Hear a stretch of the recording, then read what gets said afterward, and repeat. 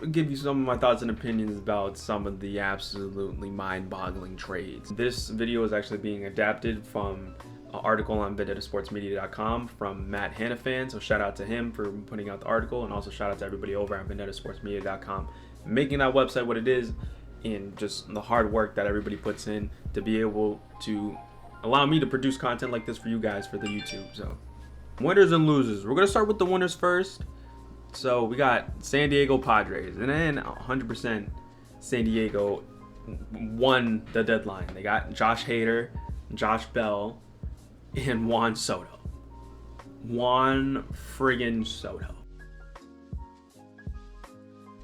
Something like this doesn't really happen too much in baseball. A guy who hasn't even cracked 25 yet. The guys usually have to play until they're 26, 27 years old, so when they can hit free agency. Juan Soto's 23, and he hasn't even sniffed his prime, and he's one of the best players in the world. He's been having kind of a down year. His history and his track record being in the league. This dude was, I believe, one of, if not the youngest player to bat cleanup in a World Series. The fact that he's paired up with Fernando Tatis Jr., Manny Machado, and like all those other studs that they got out there in San Diego, absolute win for the Padres.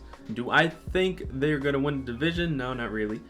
And I mean, like a 12-game lead, and like the Dodgers are still the Dodgers. So, but they're definitely, from what it looks like, they're gonna be competing in the NL West for ages to come. This is a World Series team in the making, if not already. Another team, Seattle Mariners. Seattle getting Luis Castillo was great for their pitching depth. They get another bona fide stud in Castillo, guy who throws absolute gas and just absolutely disgusting. Just the fact that Seattle is just absolutely pushing and pushing and pushing. I love to see that in a team. They are going for it. They want to make the playoffs, and they want to make some noise in the playoffs. And these guys they got the foundation for a playoff team for years to come. And I think this year's the year that they're actually gonna break through and make it back to the postseason. Not to mention another solid pickup in Carlos Santana too. I know he's getting a little bit up there in age, but that guy still gets on base. I'm always a big fan of Carlos Santana. I love that guy. The Mariners still got to deal with the Astros. It's a model of consistency over there, and it's seeing how good this organization and this team has been,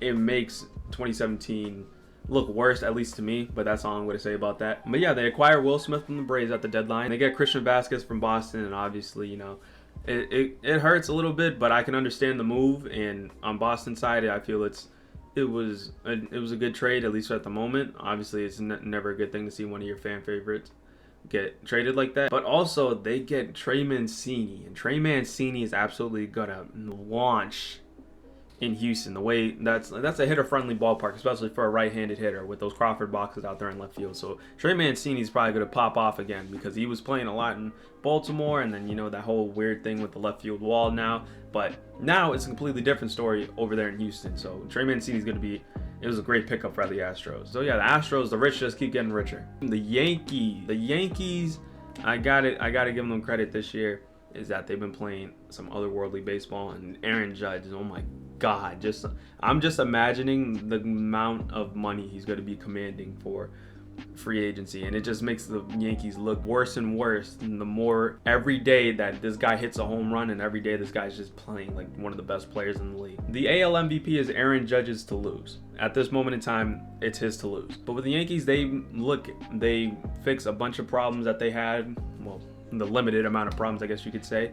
They traded Joey Gallo, and Joey Gallo was absolutely miserable in New York, and it's sad to see some of the responses he gave reporters during his time in New York. And the guy couldn't even leave his house because he was playing so bad, and the fans would just get on him. I can understand how fans can be more or less ruthless for when guys on their team aren't playing the best. But he gets traded to the Dodgers, and I feel Joey Gallo will find his way back to his all-star form. I feel like we'll start seeing Joey Gallo start picking it up again, because I feel the guy's too good not to. Athletic outfielder with power, like that can play. At the very worst, he's going to be better than what he was in New York. But the Yankees acquired Frankie Montas from the A's. They get Harrison Bader from St. Louis, so it's more they're trying to adopt a different style for some of their outfielders now, trying to get guys who are more getting on base. I'm wondering if they're gonna have Aaron Judge move more to right field again, and just have Bader just command center field, because the dude's a Gold Glove center fielder. The dude's an absolute stud out there, and he's actually started swinging the bat a lot better in recent years too. Harrison Bader is a really good pickup by the Yankees. It starts adding some more outfield depth. Montas is a good player, and dude has some good stuff, but I think the Yankees, he's gonna do wonders for the Yankees,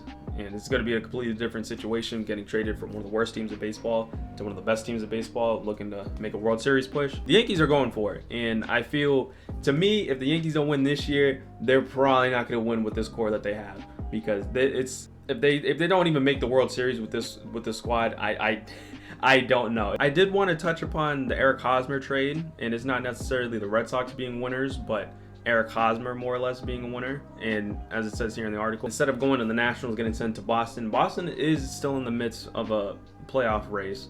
And I believe they're 3 or 4.5 back. They're close to that third wild card spot. I would say it was the Eric Hosmer trade. Looking at it more and more details come out, it was a good trade for Boston. Helps a position that's been very lacking. We'll have to see. I do like the pickup of Hosmer, and I can't wait to see what he does.